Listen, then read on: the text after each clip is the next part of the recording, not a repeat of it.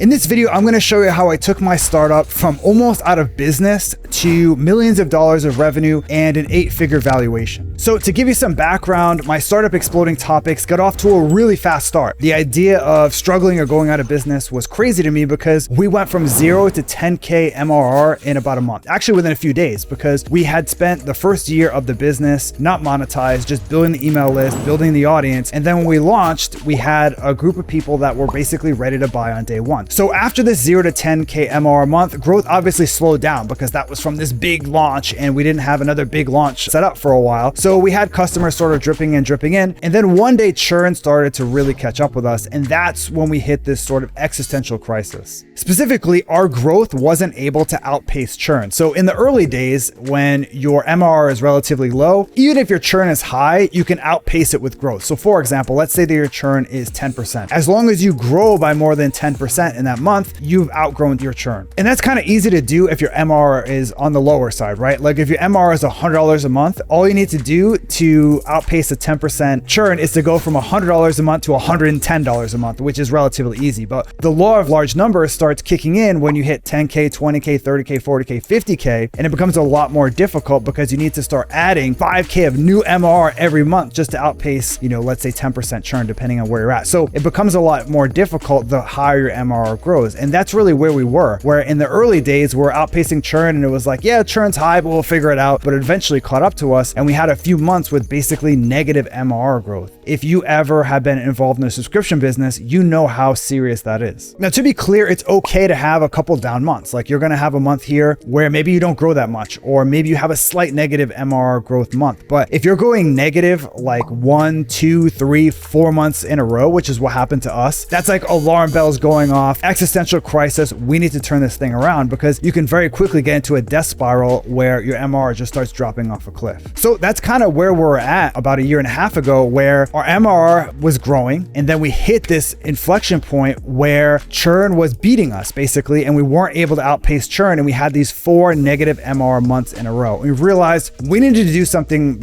big to change things up. A good piece of advice that I got a while ago from someone that I respect, an entrepreneur that I know well, said big changes require big changes, which is, your business is going well and you want to change your trajectory a little bit, then you can make small tweaks. But if things are going really bad, you need to make a big change. And that was a situation we're in. So at that point, we're monetized with a paid newsletter. So we had this tool, this Exploding Topics tool, that would bring people to the site, and then we would promote a paid newsletter. And the idea was we would hide our best trends for at least 6 months for this paid newsletter group. And every week we would send a paid newsletter. Now, people did generally like the paid newsletter, but it had a couple problems. First of all, it wasn't personalized at all. So we hire an analyst to write this paid newsletter, and he would basically identify 8 trends that were really the best trends from our database that we found that week and analyze why they're trending and some numbers around them, which a certain segment of our customers really liked. They liked that we covered a wide range of different topics, from technology to business to marketing to physical products to social media trends. And they liked just having this sort of high level view of like, here's 8 really interesting trends around different industries. But not everyone did, because most people are in a niche, right? And most people want something personalized. If you run an e-commerce site, you probably don't care that much about AI related trends or microchip related trends. You want stuff about what products are people buying or what trends are on TikTok that influence purchasing decisions. And we didn't have a way to do that. It was just, here's the paid newsletter. So that's why our churn was high. We had these 2 buckets of customers. We had one bucket that loved them, that wanted the newsletter to cover a lot of different industries and a lot of different spaces. And with this other group that wanted niche, they wanted something personalized. They just wanted trends in their industry, and we didn't have anything for them. So that was problem number 1, is that our product wasn't really where it needed to be, frankly. The other issue was expectations when people signed up for our paid product, which is called Exploding Topics Pro. Because our site, when you're logged out, is essentially a tool, people that signed up for the pro version were expecting like a greater version of that. They were expecting the tool plus a lot more features, a lot more trends, and we weren't really delivering that. In fact, a lot of people that signed up ask us, where's the login to the tool? I was expecting a tool. When that happens enough times, you realize that you're just not either setting expectations properly, or in our case, there was nothing we could do about that. Like that was the expectation going in. So rather than trying to set the expectation by making it very clear, like this is a paid newsletter, this isn't a tool, why not just make a tool? And again, big changes require big changes. And that's what we needed to do to get out of our churn dilemma. We couldn't just make small changes like create a personalized version of the newsletter. That would have helped for sure. And that's something we thought about, maybe creating like one for technology, one for marketing, one for D2C. We realized it's going to be more complicated and it didn't really solve the underlying issue, which is the expectation of people that signed up wanted a tool. We didn't want to get into SaaS. We wanted to keep the monetization side pretty simple with the paid newsletter. At some point, we needed to make this change, so we pivoted completely to SaaS. We still have the paid newsletter as a feature, but it's more of like a bonus than the main thing. Now, when you log into Exploding Topics Pro, it's a tool, it's a platform, it's SaaS, it's what people expect. And just making that change was huge. Now, obviously, we had to create a lot of features and we're still rolling out new features, but simply by satisfying the expectation, it made a huge difference. And also, because we have the ability for people to track trends and find trends in their niche, it's basically personalized to them. So they can personalize all of the trends that they see depending on their niche. So it solved those two major problems that were driving like 90% of our churn. Now, pivoting to SaaS definitely helped, but we weren't out of the woods yet. Our MRR stabilized and we started to see some growth again, but the growth was a lot lower than it was in the early days because our churn was better, but not necessarily completely solved, and our growth was pretty much the same. So that's when we made a change that made all the difference, which were avatar specific features. So avatar specific features are features that are designed for one group, one avatar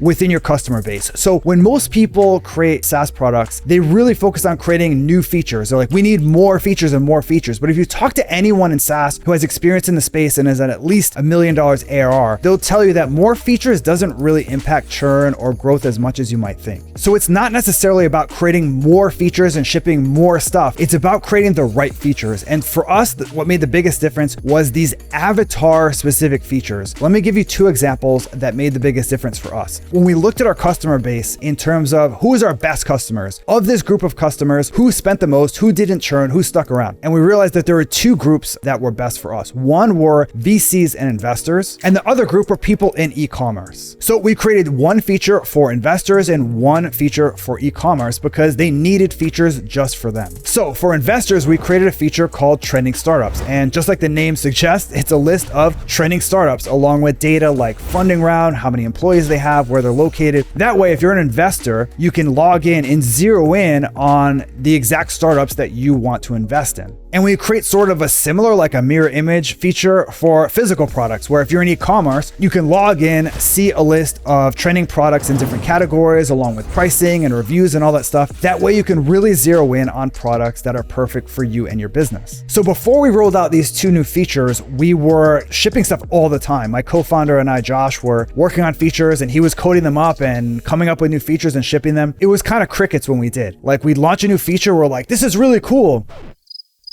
People didn't really reach out and say, oh, we're using this, or even have questions about the feature, which shows they weren't really using it or getting a lot out of it. But when we launched these two avatar specific features, it was totally different. People were emailing us, this feature is great, this is helpful, how do I use this? What about this? And providing more suggestions on how we could make the features better. So that's when we knew we sort of hit a nerve and we're on the right track in terms of feature development. So yeah, that helped us sort of turn things around even more. So we launched a SaaS, pivoted basically our entire business to SaaS to meet those expectations and have the ability to personalize the trends that we were recommending. Then we launched those two avatar specific features, and that helped our two best customer groups get more value out of our product. But there was a third thing that also made a huge difference for us, which was bottom of the funnel content, specifically doubling down on bottom of the funnel content. So to give you some background, our site's traffic grew really quickly. So my previous business, Backlinko, was an online training business that specialized in SEO. And I basically took that playbook, applied it to Exploding Topics, and our traffic went crazy. We went from like 0 to 100K visitors in a flash,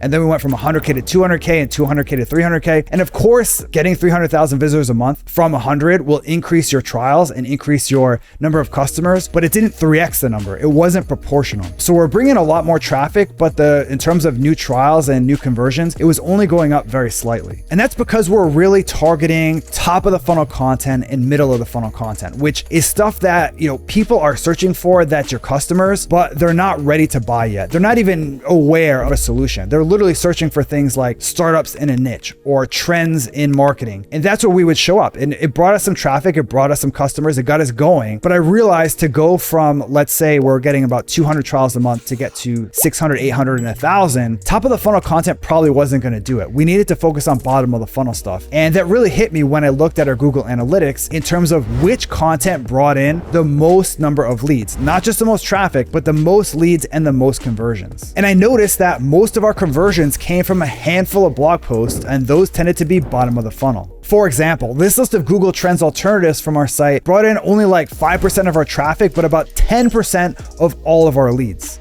And that's when I realized that we needed to double down on bottom of the funnel content. It wasn't my specialty. I didn't know a lot about it. So I had to learn about it, learn how to find keywords in the space, different formats that work, test a bunch of things. And we eventually came to find a couple formats that worked really well as bottom of the funnel posts. One of the big ones that actually did the best were our list of alternatives to different tools on the market. So like I mentioned before, our Google Trends alternative post brought in about 5% of our leads. And I realized what other tools are people searching for that kind of do what Exploding Topics does. With Exploding Topics, it's a little bit tricky because it's not like a tool where there's a bunch of direct competitors. There's a lot of other tools that do similar things, but not exactly, but that's still good enough. So for example, we have a list of a couple keyword research tool alternatives. We have a couple investing tool alternatives like CB Insights, and even some tools for market research like Statista. People are searching for these alternatives to these specific tools, and we show up as one of the alternatives. Another format that's done really well for us are best tools for whatever. So basically accomplishing a task. So best tools for finding trends, best tools for market research, best tools for PR. These lists where people are searching for tools that fit a specific solution, you can create the list post, and as long as you're objective and put yourself high up on the list, you can still rank. So not making it sound like, oh, our thing's the best. So the best tools for PR, for example, that's one where we might put ourselves number 3 or 4 in the list, because when it comes to tools for PR, there's probably better tools out there that are for PR professionals. We do something that those other tools don't, which is help you find trends, which is helpful for creating